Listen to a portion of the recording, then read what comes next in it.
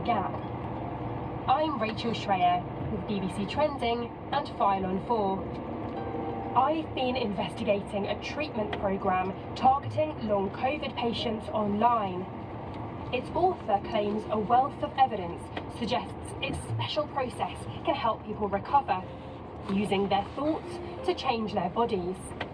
They charge a lot of money for their courses, but it's been described by a range of medical experts as pseudoscience. I'm sat in my gym at the bottom of my garden. It's a painful reminder actually of the person that I used to be and the life that I used to have. Sarah is a science teacher from the middle of England. She has long COVID, a condition where people suffer an array of sometimes disabling symptoms months after a coronavirus infection. Symptoms include fatigue, breathlessness, and a racing heart when standing. Fatigue just doesn't hit it. It's like a total body depletion. It's an umbrella term to describe any long-lasting health problems linked to a COVID infection. In reality, it probably describes several different conditions. Some people say it feels like they're being poisoned. It does feel toxic.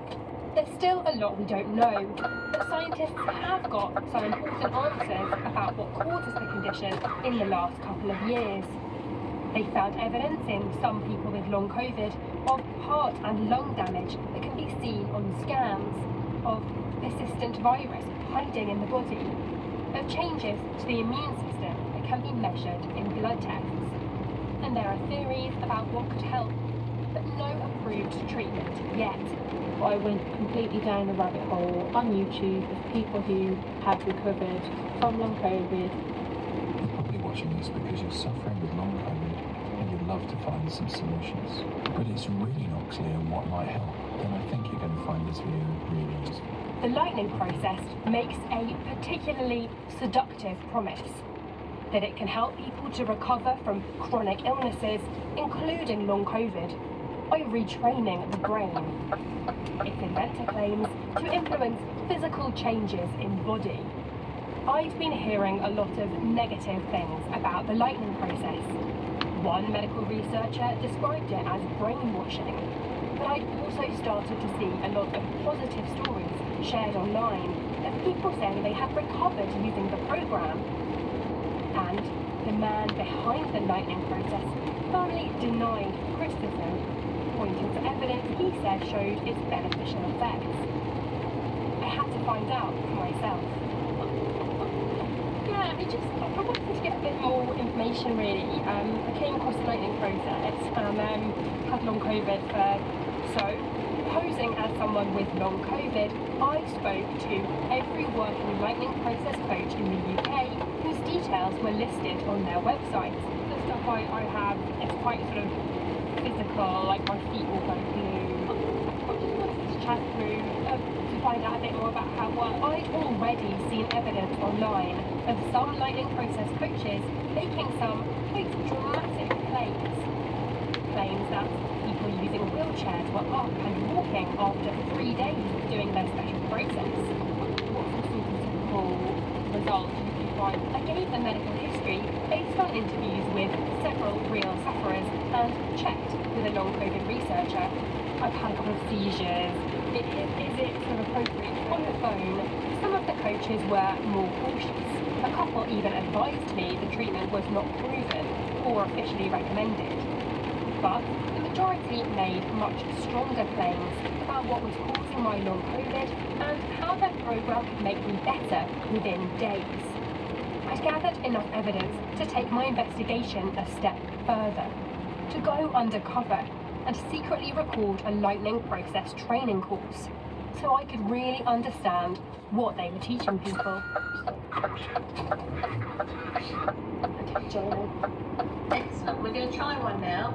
Our first ever lightning process. We've got a little script for you, so early days, your coach is going to say these nice things and you're just going to read it off. Each of these lines is designed to change your brain. And that's how I found myself, in my kitchen, in my socks, standing on a piece of printed out A3 paper covered in symbols. I'd handed over £1,250 to this coach to take part in a 3-day course over Zoom. She'd made some particularly strong claims to me on the phone, although what she said didn't deviate wildly from the other coaches I'd spoken to. She doesn't know she's being recorded. Can you see me okay? Yeah, I can see you, yeah. So with the phone, I'm going to make it a bit obvious for you. Okay. I follow the script I'm told and walk around a piece of paper marked with symbols. They're labelled stop, present, choice, and coach. This is the lightning process. It was set up in the UK 25 years ago, and mostly used by people with ME, also known as chronic fatigue syndrome. National health guidelines in the UK now recommend it is not used for treating this condition. The lightning process is now available in at least 17 countries around the world, including the US and Norway. When you start the process, you start in the present. Move to the stop and do the stop gesture. First, I was shown a video of Phil Parker, the author of the programme, doing the process, and I followed along. The idea is that every time you experience a symptom or a negative thought about your symptoms, you say the word stop. Stop. Then move to the choice. You make a choice out loud to choose the life you love instead of the symptoms, which they call a pit. Do I want that? Or do I want this? And move to the coach. And then coach yourself. Well done. You are on track. Genius. You can do that. You can do anything. I'm with you every step of the way. You say what you want. To be strong, to have energy, to feel comfortable in your body. And then you visualize a time you felt that way. Go outside. Release. Instead. So be there now on that beach in Spain. Feel the heat and the heat of the sun. It feels like it goes right through your skin into your bones, recharging you like a long-lasting battery. And that's pretty much it. They claim this is a powerful way of changing your brain. Some of that, I would say, is pretty standard. You might get in psychological therapy, relaxation techniques, for example, and that can be a helpful process for many people, irrespective of the cause of their symptoms. Dr. Camilla Moore is a neuroscientist at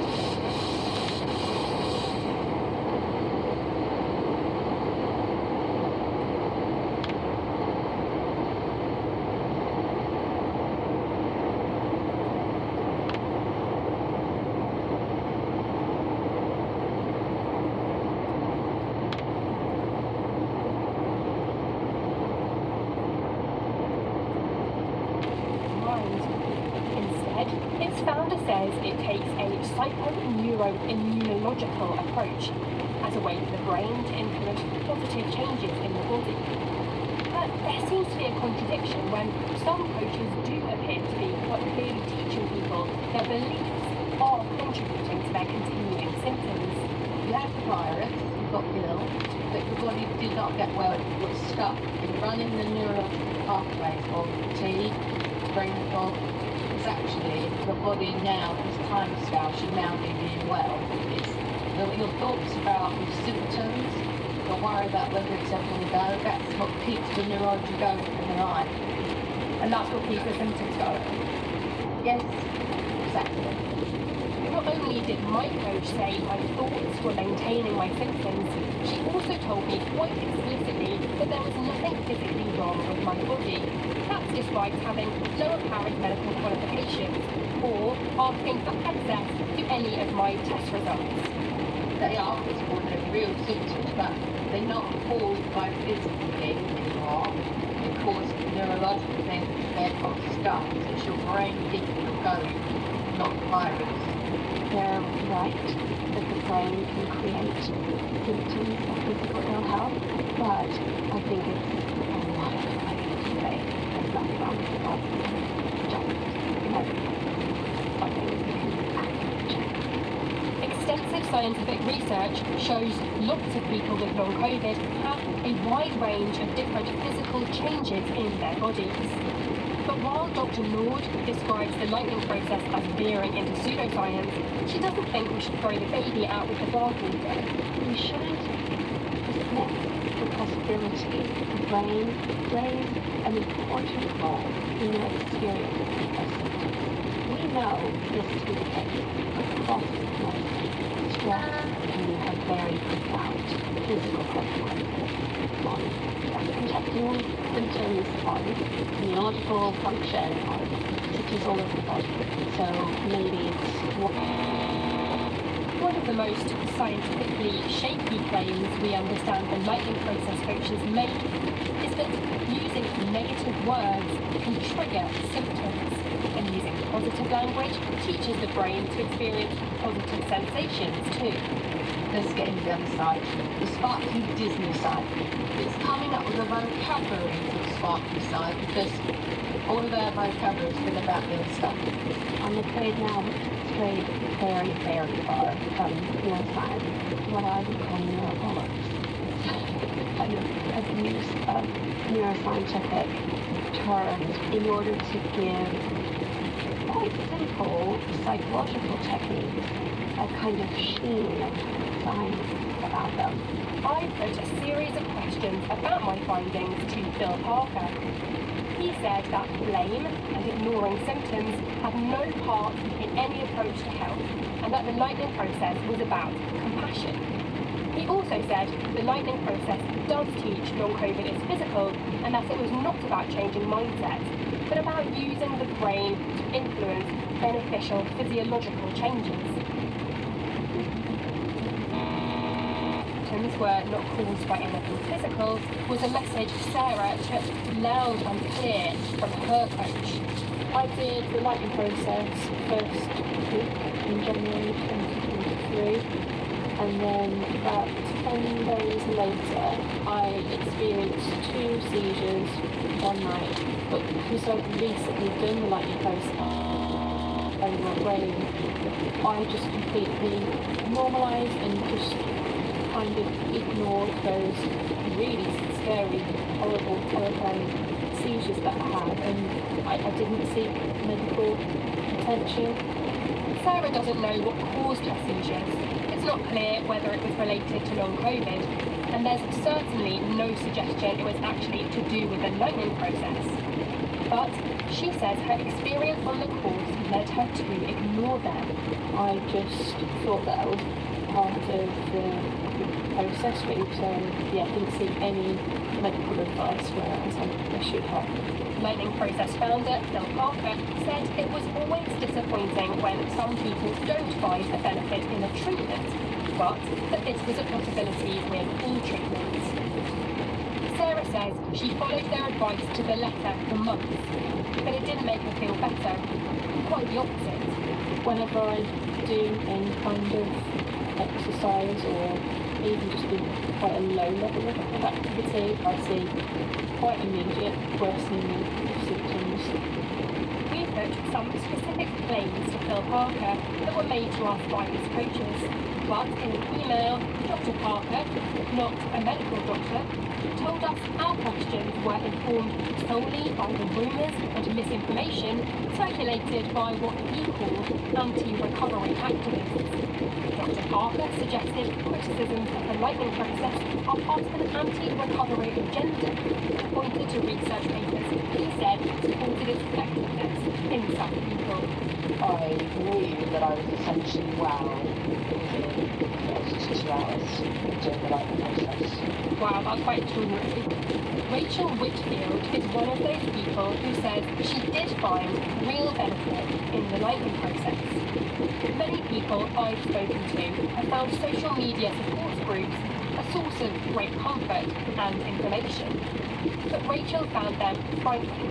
The first thing I posted was to anyone recovering a long COVID group, and I remember this really clearly. I got no response, nothing. I mean, imagine that.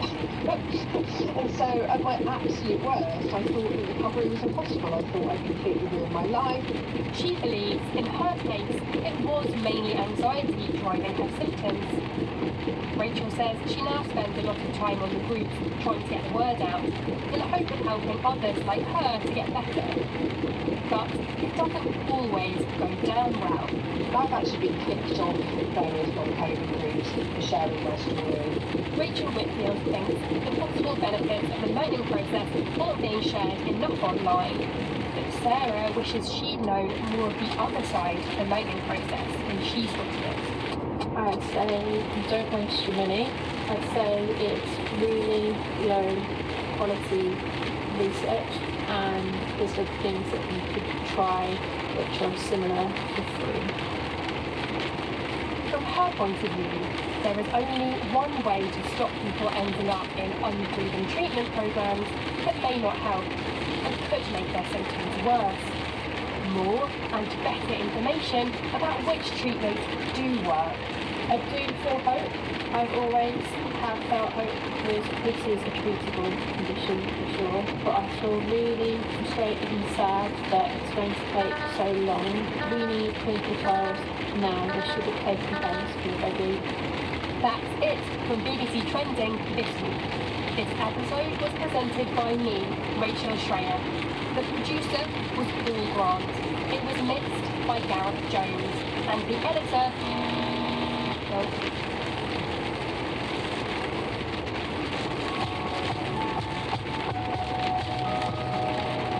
You're listening to the BBC World Service. And now Sporting Witness with me, Una Davis-Walker. Today, I'm taking you back 25 years ago, when 10 days defined Manchester United as one of the greatest teams in the world. In 1999, the football club had a chance to achieve the treble, something that had never been done before, winning the English Premier League, the FA Cup, and finally the European Cup. United had done double before, but the last time they'd won the European Cup was back in 1968. Manchester United had well and truly done. They were supreme soccer champions of Europe. At last, Matt Busby, the maestro of Manchester United, had groomed a team great enough to beat Europe's best. He was king of soccer. His wonderful 11 men were all princes. 31 years later, the new king was Alex Ferguson, and desperate for European success, he set about assembling a new team of princes, including this man. Jesper Blomqvist, left midfield, Manchester United. You should pick, I think, one season to play at Manchester United. It is that season. In the late 90s, Manchester was the place to be, centre of the UK music scene, and United were the dominant force of English football. The 98-99 season was going well. United were battling it out with North London club Arsenal in the league. It was definitely a really tough season, and it was a great Arsenal team as well. And you know, there was some really close games, of course, and then there was some other teams, but it was mostly a two-horse race, almost not from the beginning, but yeah, after a couple of months into the season. And they were progressing through the rounds of the FA Cup. It is a different pressure. You don't even talk about, oh, we need to win the next game. That's just in the blood of everybody, in the walls of the cliff, the training ground. And, you know, people expect you to win every game, and that is very special. When you're in Sweden, you maybe sometimes talk down yourself and say, and pretend, even though you believe you're going to be the winner, you can even say anyway, I think it's going to be a tough game, they are better than us. But at United, you just had to accept and be able to cope with the pressure of always being the favourite, and that was special. And then, on the 16th of May, United beat Spurs 2-1, which meant Manchester United have won the FA Carling Premiership for the 5th time in 7 years. Their victory against Spurs at Old Trafford was enough to take the title from their only remaining rivals, Arsenal. 1 down, 2 to go. Hype about the club pulling off the treble was growing, and then just Manchester United have won the FA Cup. They beat Newcastle United 2-0 at Wembley to complete the league and cup double. Their victory also means they remain on course for a unique treble. All they have to do now is win next week's League Cup final. 3 doubles. I mean, that used to be hard before to do, the league and cup double, and here they are with the trouble with the treble. I go for 1-0 maybe now. It'd be a great treble. I think they deserve it. The treble was tantalisingly close, with fans doing anything to get to the final in Barcelona against Bayern Munich. He was there. He was there. Because Just to be there in the crowd as well. Be a part of it. It's great. Can't wait, honestly. Can't wait to get over there. Just sort the atmosphere up with all the United fans. The team, however, was still trying to stay calm and not think about the enormity of the last game. I don't think we spoke so much, amongst each other about that. But of course, when you win the second FA Cup final, you only have 1 game left. And then you're at least allowed to think the thought about it could happen. When you talk about the Champions League final, you want to always try and treat it like a normal game. But it is very hard when you fly Concorde to Barcelona, when you stay at the hotel 2 nights, not 1 night, and all this media around. You can see around you it's not just a normal game, but you want to treat it like that, so it's also there. Yeah, it's a normal game. No, it's not, and your thoughts are going back and forth between those two thoughts. But for Jesper, the nerves were getting to him. This was obviously the biggest game of my career, and I could feel that building up to the game, and the night before I was struggling to sleep. I remember I lie down and I was reading this note about the positive affirmations. Yes, Jesper, you're fast, you can run with the ball, you're going to score a goal. Trying to convince myself that I was going to have a good game, but all of a sudden then I was back on the negative thoughts again. All these thoughts back and forth, and it was a struggle, and it was a long night. With not as much sleep as he would have wanted, it was time to kick off. The whole team had a poor start and been quite a poor game. It was, of course, a lot due to we were missing both Coutinho and Scholes in the middle of the park. It out to central midfielders that had been more or less the engine of the whole team. And I think the Bayern players, they had a lot of experienced players, more experienced players the way that we had. And they were coping better with this being the Champions League final and all the pressure that it meant. And it didn't take long for Bayern to score.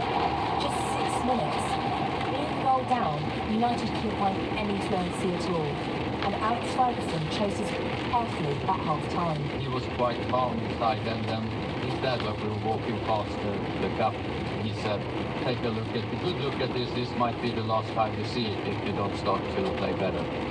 And in the second half, those positive affirmations from the night before almost worked. I got a crossing from, I think it was Bex or Giggsy, and I had to throw myself forward and just put it over the bar. But it was a good chance, and the best chance so far for us.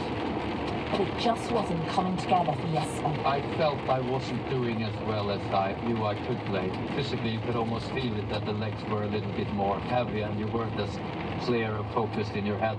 It was, for me, a little bit more tension than normal in my mind, and then it went down to my legs as well. Sometimes it's hard to understand and hard to accept the substitution, but this time I felt, a little bit more that I haven't been on the top of my game.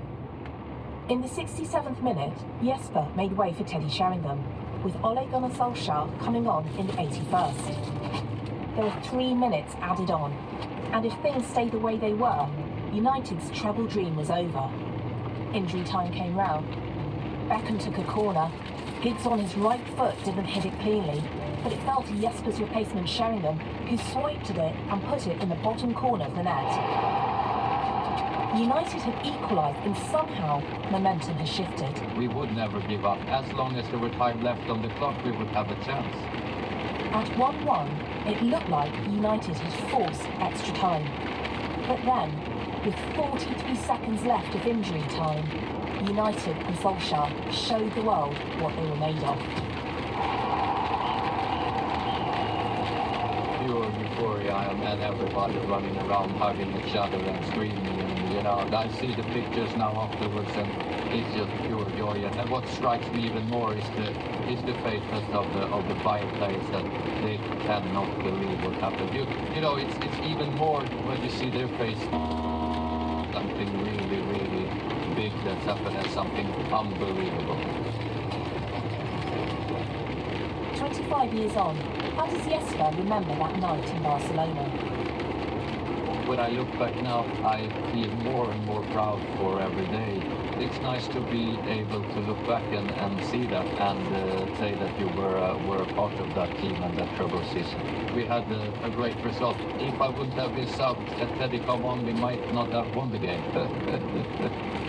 That was Jesper Blomqvist's last competitive game for Manchester United. But he almost completed the treble of reality TV competitions, winning Sweden's Strictly Come Dancing and MasterChef, but coming second in Dancing on Ice. He now runs an Italian restaurant in Sweden. He was speaking to me, Uma Doiswami, for Sporting Whip.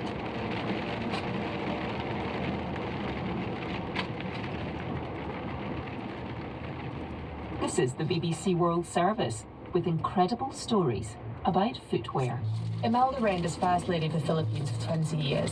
People tend to disagree on the exact number of shoes she left behind, but many agree that the price of her collection came at the expense of the people of the Philippines. Witness history, stories about footwear, at bbcworldservice.com/witnesshistory or wherever you get your BBC podcasts.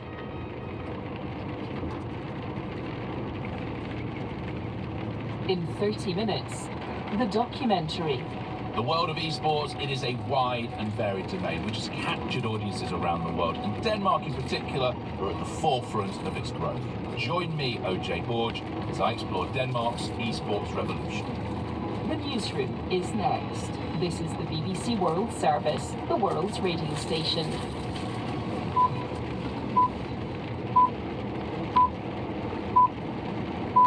At 4 hours GMT, I retrieved a pregnant girl from beneath the rubble. She didn't have a pulse. As long as I'm alive, I'll curse the Russians, these animals. Our children play here. We grew up here. Russian airstrikes on a crowded DIY hardware store in Ukraine's second city, Kharkiv, kill at least 11 people. Also in the newsroom with me, Jenna Jalil. Feel pretty livid. Yeah, we're pretty angry as well, especially because we paid quite a lot of money to sit at the band. I'm gutted. Fans of the American rapper Nicki Minaj expressed disappointment after she's forced to cancel a concert because of a police arrest. A suspected top assassin in Mexico's Sinaloa drugs cartel is extradited to the US. And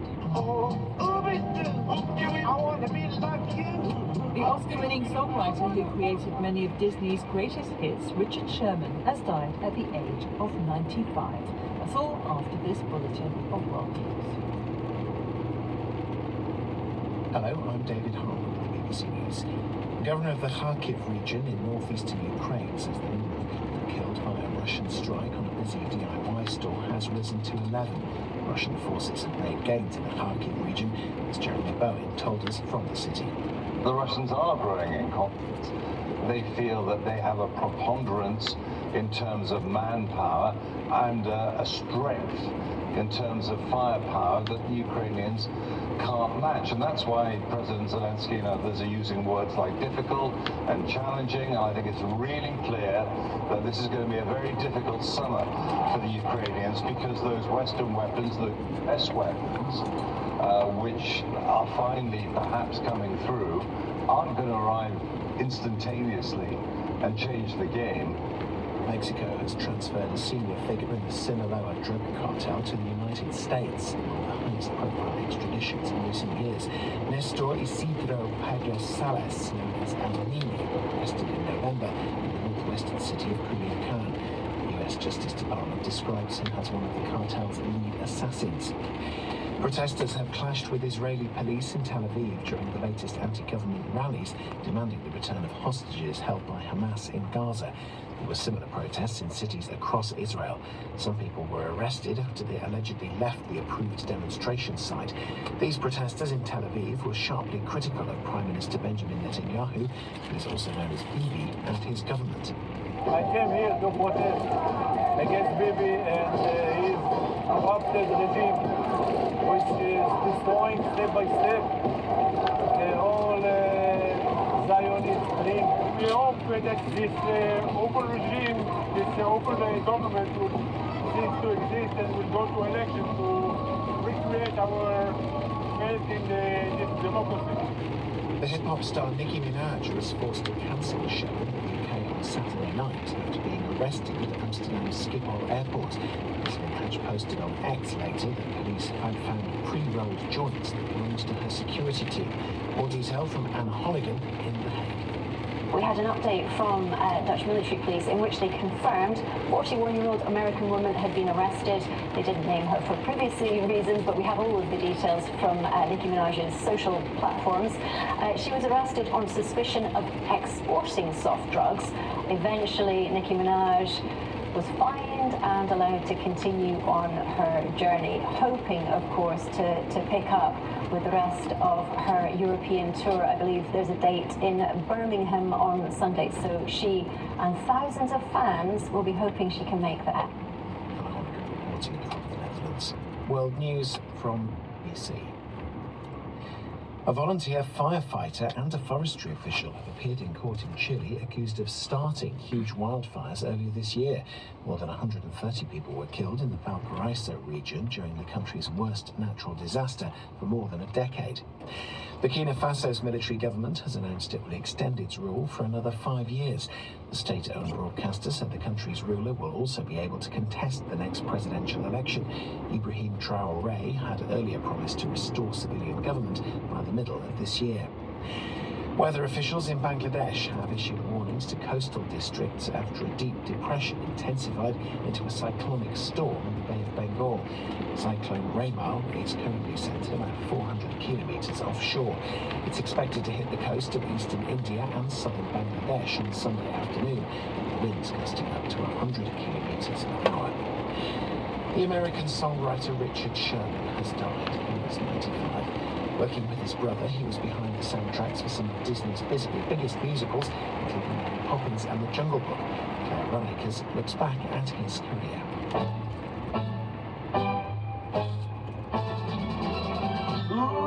Richard Sherman and his older brother Robert had their first hits writing for pop acts like Johnny Burnett in 1960. They supplied bright numbers, mixing sentiment and humour for many hit films, including Mary Poppins. Later, when Walt Disney died, they brought jazz to Rudyard Kipling's The Jungle Book. And when, in Britain, Cubby Broccoli set out to make a family musical, the choice of writers was obvious, adding another classic to their songwriting legacy.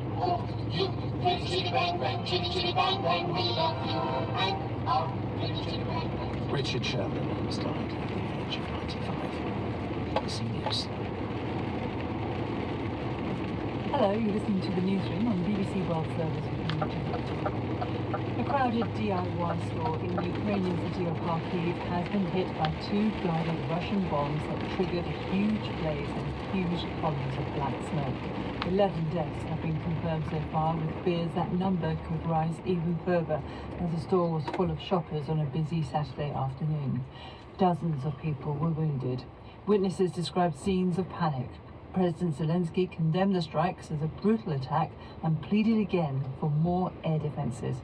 Among those at the scene trying to help was first aid responder Natalia Burenkova. There were no soldiers here, absolutely none. I retrieved a pregnant girl from beneath the rubble. She didn't have a pulse. As long as I'm alive, I'll curse the Russians, these animals. You can't even imagine this. Our children play here. We grew up here.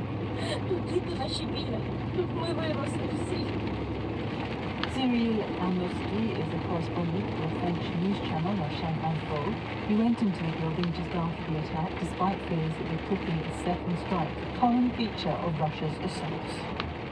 We saw some firefighters that were inside of the building with light, with water cannons, trying to find any potential survivor, but also trying to find any people that might be under the rubble. And frankly, there's little chance that anyone survived, if anyone is still in the building. We know the city has been impacted for the past few months, but specifically in the past 3, 4, 5 days, the attacks are really intense, and they are really targeting civilian infrastructure. The infrastructure that is behind me is a civilian infrastructure. Only civilians were inside of there. There were no military to be seen. And so because of all of these conditions, more and more people are thinking about maybe moving to a city that is further away from the front line and further away from the military operations that are ongoing right now in the north of the region. And I'm very sorry, but I have to run away because all of the people are running as well. There's maybe a second stop that might happen any minute.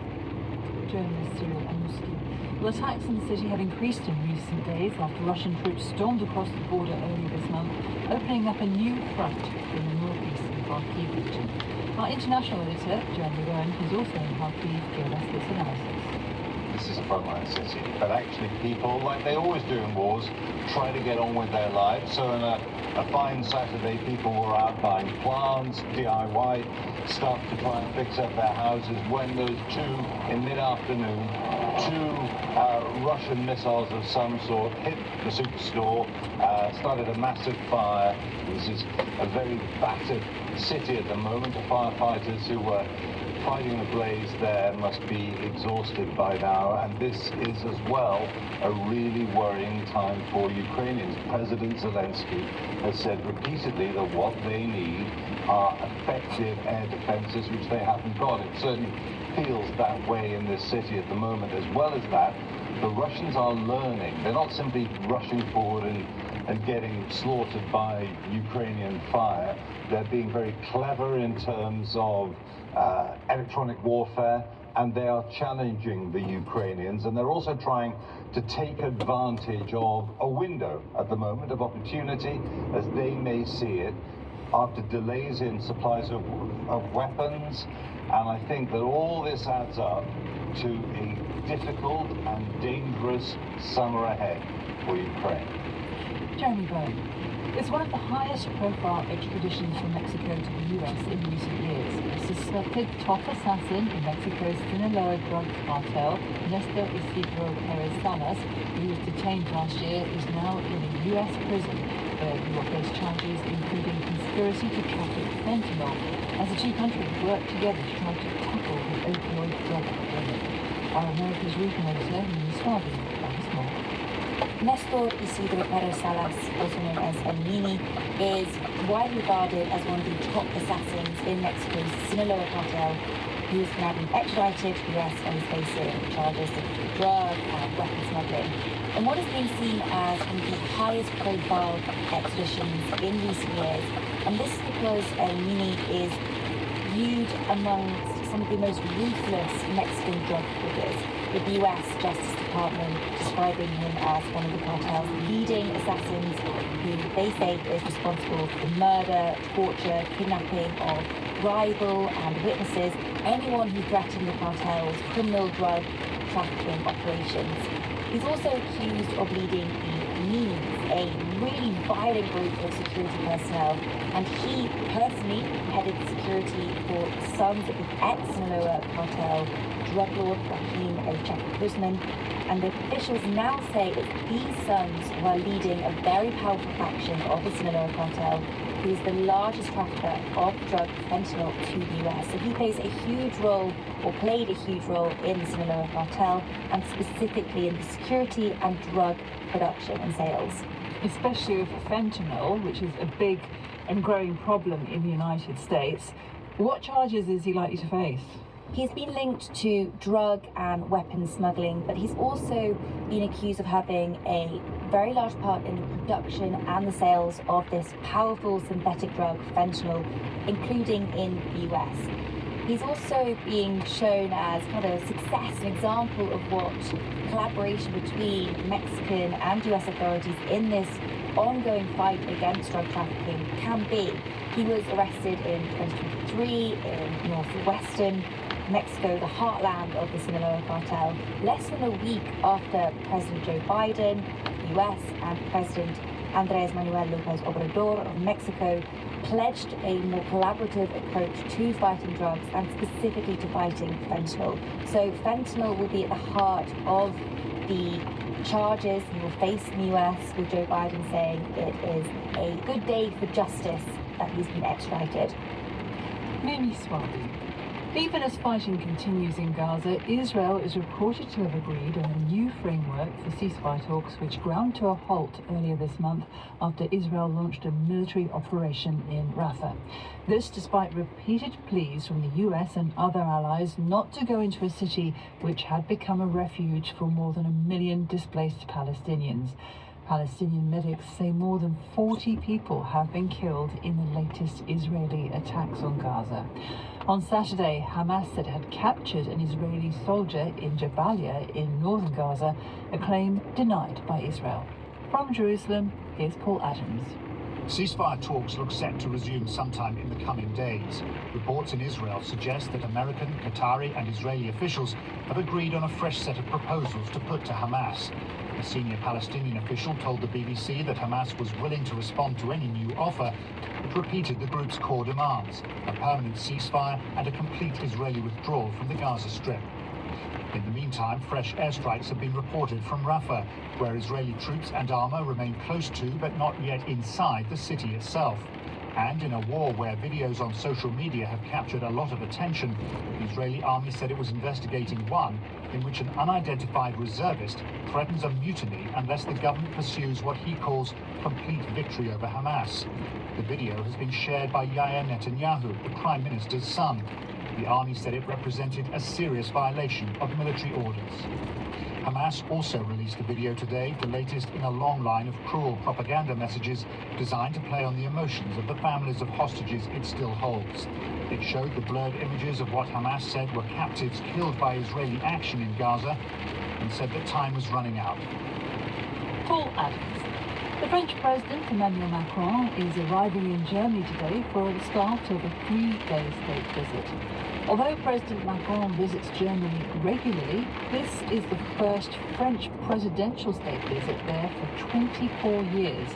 A state visit can only be extended by his German counterpart, Frank-Walter Steinmeier. Damien McGuinness reports from Berlin on whether this visit will help to improve the strained relationship between the leaders of two key European Union states. A state banquet, military honours and plenty of pomp and ceremony. President Macron's first state visit to Germany is about highlighting Franco-German friendship. But there are plenty of disagreements between the French president and his German counterpart, Chancellor Olaf Scholz, and their relationship is not particularly warm. On the economy, Paris wants to support European industry more. Berlin views this as protectionist. And on defence, Mr. Macron has become increasingly hawkish with Russia, sending Ukraine long-range missiles and refusing to rule out deploying NATO troops there. Mr. Scholz has publicly dismissed this and refuses to send Ukraine Germany's powerful long-range missiles, believing this will escalate the war. Germany's military aid to Ukraine, in fact, dwarfs that of France, but Olaf Scholz faces a string of key elections over the next year and a half and is in campaign mode, and German voters are increasingly nervous about the war. So while Mr. Macron talks tough on Russia, Mr. Scholz calls himself a peace chancellor who will do everything to avoid escalation. Damien McGuinness.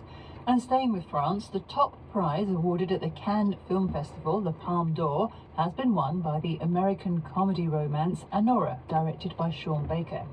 And the festival's last day ended on a political note. The Iranian director, Mohammad Rasulov, was given a standing ovation as he received a special award for his film, The Seed of the Sacred Fig. Rasulov is now in exile after fleeing Iran to escape a lengthy jail sentence. Arts reporter Vincent Dowd spoke to my colleague Nick Miles. Of course, Cannes is famous for its glamour, beautiful people, frocks and bow ties along the sunny Croisette, but there is a real world out there too. Hamid Razalouf, who's 51, is well known for films such as There Is No Evil. For well over a decade, he's been distinctly unpopular with the authorities in Tehran. He's already been imprisoned for his work, which does not toe the government line. The Seed of the Sacred Fig is about an investigating judge in Tehran.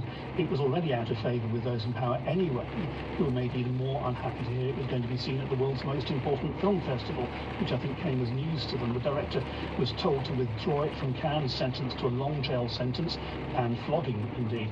In fact, he then defied a travel ban to come to Cannes. We don't know entirely how he got out of Iran, and he's been greeted with a special prize. As you see, it seems highly unlikely he'll be able to return home, well, perhaps ever. And Vincent, a lot of attention too for the film Emilia Perez from the French director Jacques Audiard, mainly for its cast. That's right. The Argentinian trans actor Carla Sofia Gaston plays a violent cartel leader in Mexico, married to Jessie, who's played by Selena Gomez. These two performers, plus Adriana Paz and Zoe Saldana, have jointly, all four of them, been awarded the Best Actress Award for what some have called a comedy thriller musical. Well, even disregarding that rather strange genre, even a quarter of an award for a trans performer, I think is definitely a turning point. We should talk about the top prize, the Palme d'Or. It went to an American comedy drama about a sex worker in New York called Anora. Tell us more about that. Yeah, it's the first US winner for 13 years. America does not always do well down in the south of France. And Nora is a central character in a powerful tragic comedy, shall we say, made by Sean Baker, who had a hit, you may remember, a few years ago with Red Rocket. It's that rare thing at Cannes, in my experience, a film pretty well everybody loved. Clearly the judges, led this year by Barbie director Greta Gerwig, had no doubts. And Nora, to go into the story briefly, is a stripper and sex worker who becomes involved with a handsome, wealthy young Russian in America. He's played by Mark Edelstein, who's been lauded now as the Russian Timothy Chalamet, if you can imagine such a thing. The father of his character in the film is furious when the two young people marry in Las Vegas. Sean Baker said he knew a story which is at times violent and sad, also needed to contain humour. I always think that humor is necessary in human stories because it's part of our lives, you know. We all use humor to cope, humor to get by, and I can't stand when I see a film devoid of humor or a story that's devoid of humor because this is not real. And I guess the challenge is balancing that. When you want to tell a story that is ultimately tragic, how much do you infuse humor and where? And I just feel that without humor, it's not real. That was film director Sean Baker ending that interview with Vincent Dowd. You're listening to The Newsroom on the BBC World Service with... And that's where we'll leave the World Service for now. This is Radio 4. A very good morning, I'm Tom Sanders. It's Sunday the 26th of May. It's the birthday of Helena Bonham Carter. The actress was born on this date in 1966 in Islington in London. The sun will rise there today. It rose, in fact. It's already risen. It's that time of year. At 5 to 5, it will set at 9 o'clock this evening. The shipping bulletin isn't too far off. Then at 5:30, the latest news, sport, and a look at the Sunday papers. But first, this week, Katie Razzle will be investigating a thief at the British Museum. It's one of the world's most revered museums. The British Museum is a globally renowned institution. But something suspicious has been happening inside. The thief was quite possibly still at large within the British Museum. The remarkable story of a hunt for missing treasures. It was removed from the museum somehow. Thief at the British Museum, presented by me, Katie Razzle. Is that stolen property that you're holding? Yes. Begins this Monday to Friday at 1:45 on Radio 4 and BBC Sounds. And now, it's a very good morning to Elizabeth Ritzini. Thank you, Tom. Good morning. And now the shipping forecast issued by the Met Office on behalf of the Maritime and Coast Guard Agency at 05:05 on Sunday, 26th of May. The general synopsis at midnight. Low 200 miles west of Rockall, 996. Expected southwest Rockall, 1006 by midnight tonight. New low expected Hebrides, 1006 by same time. The area forecast for the next 24 hours. Viking, north at Zera, south at Zera, 40s at Cromarty, 4th. Easterly veering southeasterly 3 to 5, becoming variable 2 to 4 later in north. They've got the exclusive apparently on their inside story. Okay, I'll never understand the difference between exclusive and a world exclusive. I thought exclusive meant no one else had it. As Eamon Holmes, and I'm gonna, I'm gonna be. You can blame me for being irresponsible and doing exactly what I'm being a hypocrite, but. I don't know. I think if you're that famous and you're on television, people are, whether you deserve it or not, people are going to want to hear about this sort of stuff. And the papers know that. They know their audience. As Eamon Holmes and Ruth Langsford announced they're to divorce after 27 years together, Friends claim split was very much orchestrated by her. It says here, Eamon is devastated. He wanted to keep it secret and is struggling to accept it's over. His preferred way was to not tell anyone. He is very upset indeed. He is in pain. Yes, he's had a few problems since his back, I think it was. I'm told this was a well-known thing about their split in media world, but shame on me. I had no clue, to be honest. I thought they would go on forever. He's in pain and can't contain how miserable it makes him. Ruth is still a woman with a real zest for life. She needs her own life. I've been reading all that. He backed his wife against Schofield. Their bond, this is in the Mail, on and off screen, was once so strong that Eamon Holmes stepped in to defend his wife after she was abruptly cut short live on air by Phillips. Oh, God, now there was a feud. Declaring himself hurt and blasting the disgraced This Morning presenter as passive-aggressive, Eamon came out swinging for Ruth Langsford in a move which only fueled claims of a toxic environment on the daytime show. In the snub in April 2019, Ruth was in the middle of a live link from the Loose Women studios when Schofield began talking over her. Leaving Ruth looking annoyed, he told viewers, guys, we're going to have to jump in there and stop you, I'm afraid, because we're a bit tight for time at this end. Thank you, Ruth.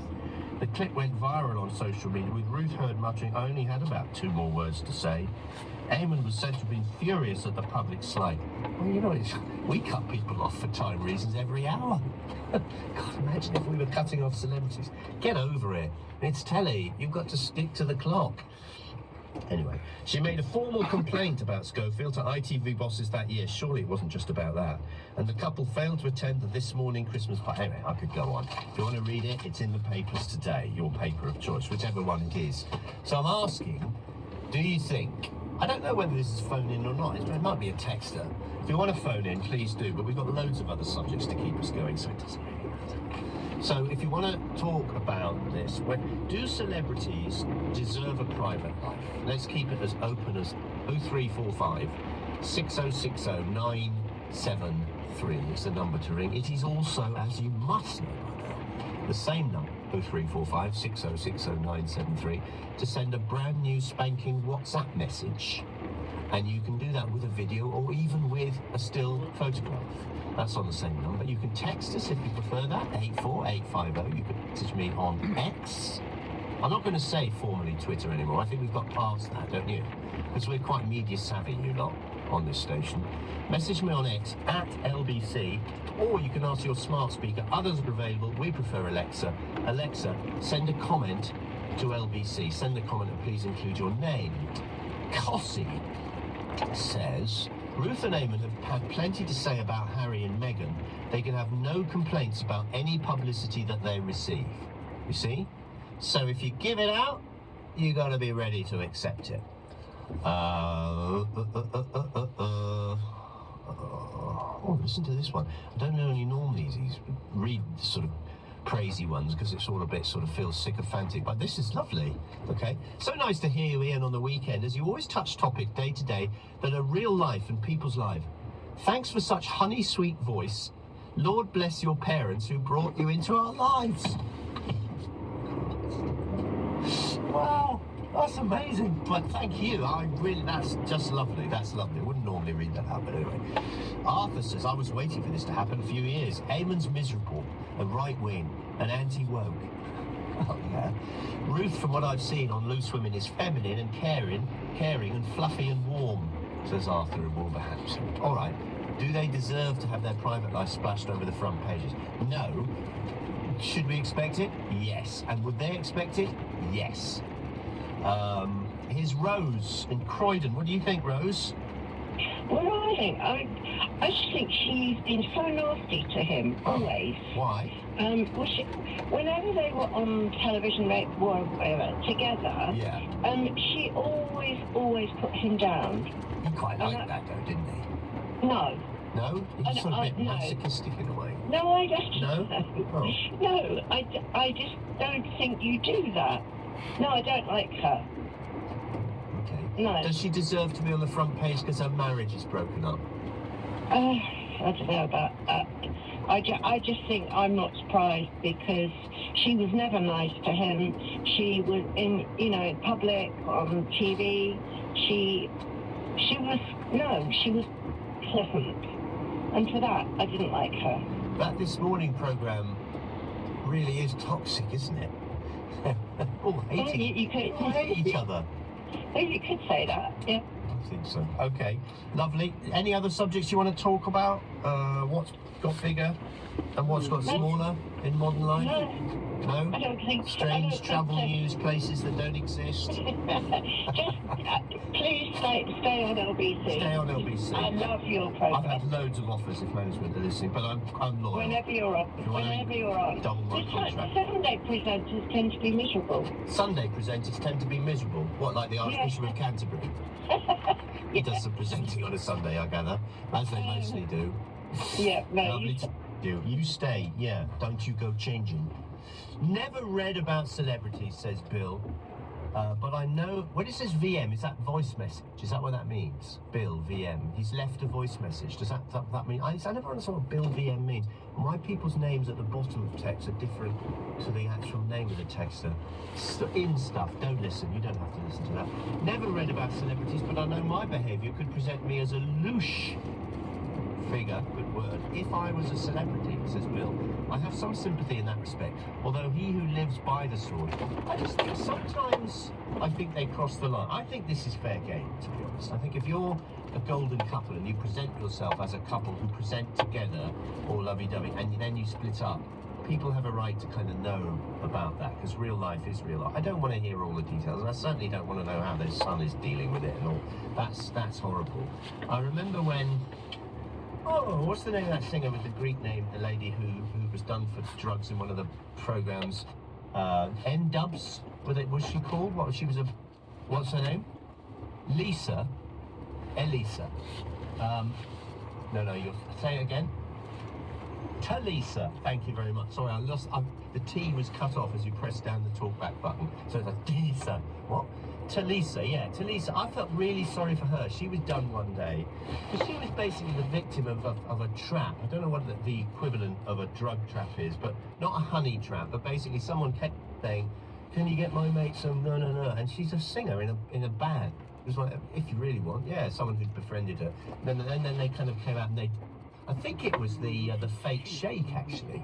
And I think it was the beginning and the end for the Fake Shake. I don't know if you remember the Fake Shake. The Fake Shake was a guy who was of Middle Eastern appearance, but used to